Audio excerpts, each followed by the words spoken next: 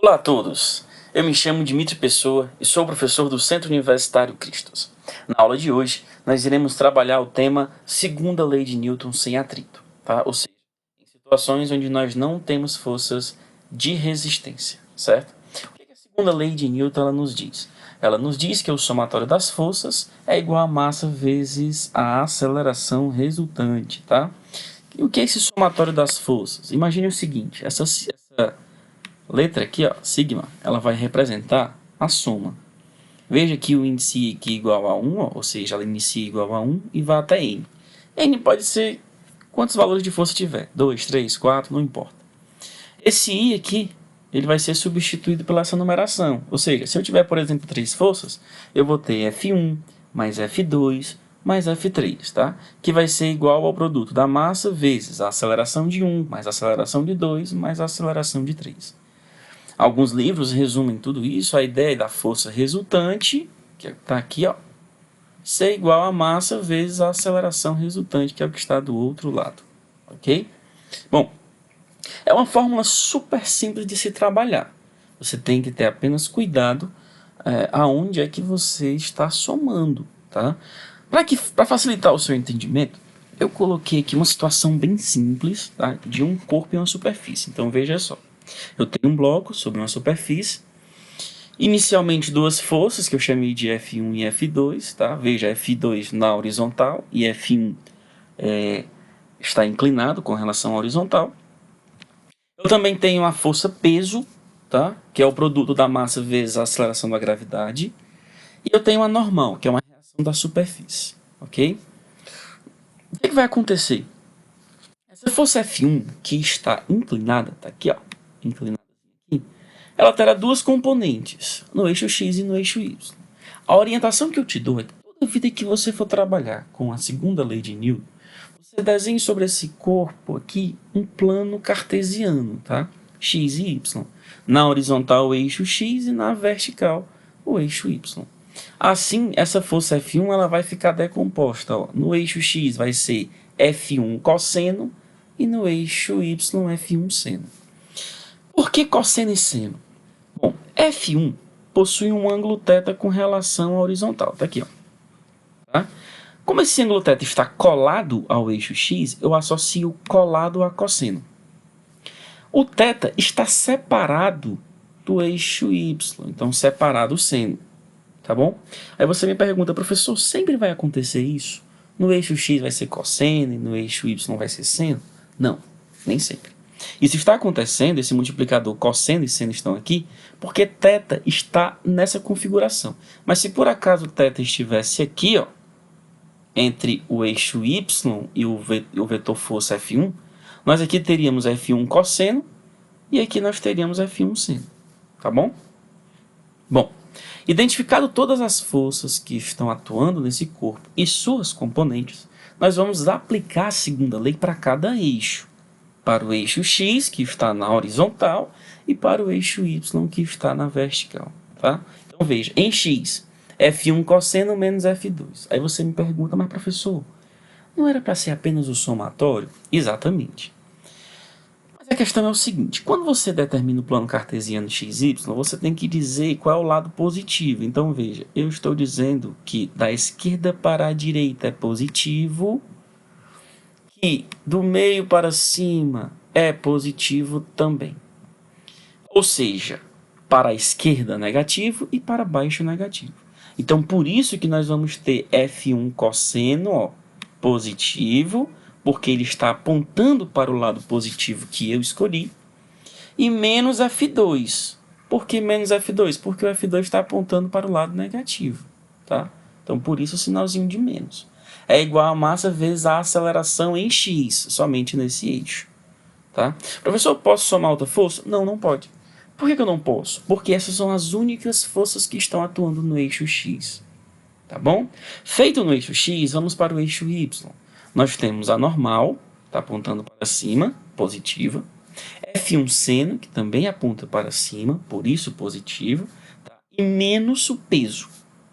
Menos por quê? Porque está apontando para baixo, lado negativo. Vai ser igual a zero. Você me pergunta, mas professor, por que igual a zero? Ora, porque porque esse corpo ele não está se movimentando na vertical. A sua movimentação é apenas na horizontal sobre a superfície. Ok? Bom, essas duas situações aqui, no eixo X e no eixo Y, elas são as gerais. Eu não vou fazer nenhuma substituição, não vou fazer isolar nenhuma variável, nada. Tá? Essa aqui é a situação geral que você tem que colocar na sua cabeça. Tá? Você tem F1 cosseno positivo, F2 negativo, as forças positivas para X em Y e negativo para baixo. Se tivessem mais forças, você ia fazer a mesma coisa, somar ou subtrair, dependendo do sentido, ok? Tudo bem. Deixa eu mostrar para você aqui um exemplo bem bobinho, que é para facilitar o que nós acabamos de comentar, tá? Se um bloco de 1 kg tem uma aceleração de 2 metros por segundo ao quadrado, paralela ao plano XY e formando um ângulo de 20 graus com o semi-eixo X positivo, qual é? Item A. A componente X é a componente Y da força resultante a que o corpo está submetido. Item B. A força resultante na notação dos vetores unitários. Bom, deixa eu mostrar para você como é que é a situação da pergunta. Está aqui o bloco, do seu lado direito aqui em cima. Tá? Ele está sobre o quadro. Plano XY é exatamente o quadro. Tá? Eu desenho esse plano cartesiano, x e y. A escolha do desenho é minha. Ah, professor, eu quero fazer de outra forma. Você pode fazer. Lembrando que x e y são perpendiculares. Tá? Vou desenhar o vetor aceleração, formando um ângulo de 20 graus com o semi-eixo x positivo. Certo? Ele, o A, e 20 graus. Mas, professor, um detalhe. Esse A está inclinado. Então, ele possui uma componente em X. Exatamente. E também possui uma componente Y. Perfeito. Vou mostrar isso aqui para vocês aqui embaixo. Para não carregar muito a figura lá em cima. Eu tenho a componente X. A X é igual a cosseno. Por que cosseno? Porque 20 graus está colado ao eixo X. No eixo Y, quem é? Muito bem. Parabéns se você disse que AY é igual a seno θ. Okay? Então, eu tenho a aceleração no eixo X e eu tenho a aceleração no eixo Y. Vamos identificar a força. Professor, a força é para cada eixo, não é verdade? Exatamente. A força em X ela vai ser o produto da massa vezes a aceleração em X. Mas quem é a aceleração em X? A cosseno de 20. Se você substituir os valores, a massa vale quanto? 1 kg, a aceleração 2 e o cosseno de 20, isso aqui é igual a 1,88 newtons, tá? Faça na sua calculadora para que dê esse mesmo resultadozinho aqui. Quem é a minha força em Y? Professor, massa vezes a aceleração em Y. Então, vai ser massa vezes a seno θ, tá? Que é igual a 0,684 newtons. Ok? Respondido o item A, vamos para o item B. A força resultante na notação dos vetores unitários, ela vale o quê? Força resultante vai ser igual a força em X mais a força em Y. Quem é a força em X? Está aqui, 1,88. Quem é a força em Y? Está aqui, 0,684. Então, eu vou só substituir aqui. Só que um detalhe importante. Quando você substituir, você tem que lembrar que essa força é só em X e a outra é só em Y. Tá? A sua representação de força resultante com relação aos vetores unitários vai ser assim, 1,88 I mais 0,684J. Posso somar, professor? Não, você não pode somar. Por quê? Porque essa força ela está apenas no eixo X e essa está apenas no eixo Y. Tá? É uma representação vetorial com relação aos vetores unitários. E chapéu é o vetor unitário que pertence ao eixo X. Para quem veio nas nossas aulas presenciais do capítulo 3, está por dentro desse assunto. E J chapéu vai ser o quê?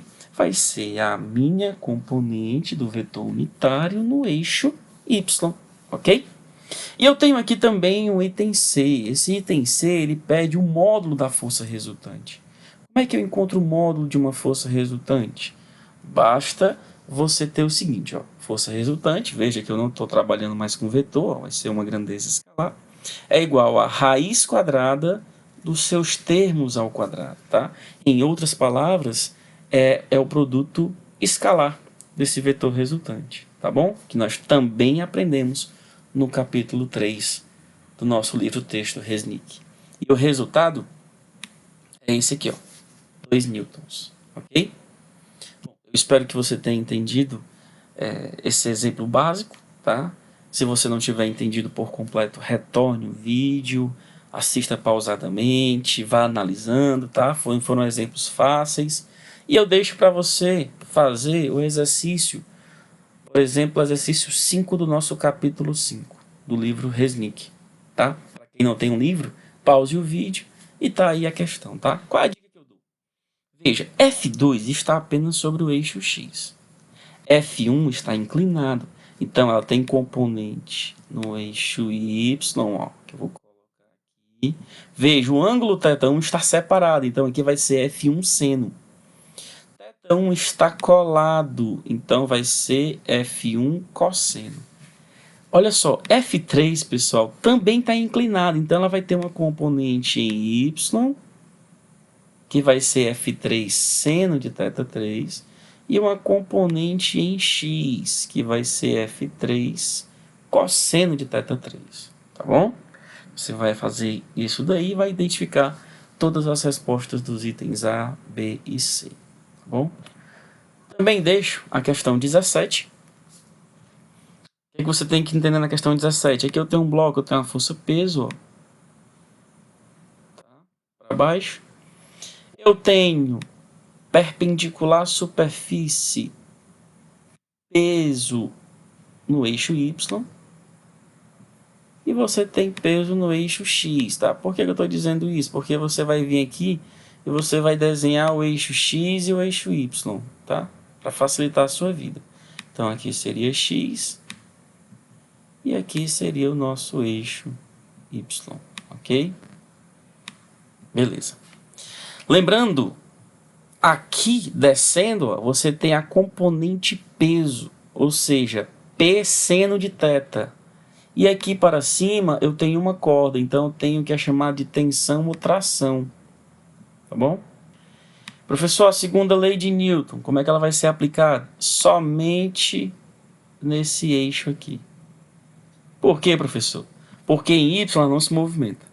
Como eu estou trabalhando numa superfície sem atrito, a minha normal aqui ela não vai influenciar em nada, tá? Muito embora você deva fazer, porque o item B ele vai pedir a força normal. Então a normal aqui vai ser igual ao PY, tá? Que é P cosseno θ, certo? O ângulo θ tá aqui, ó.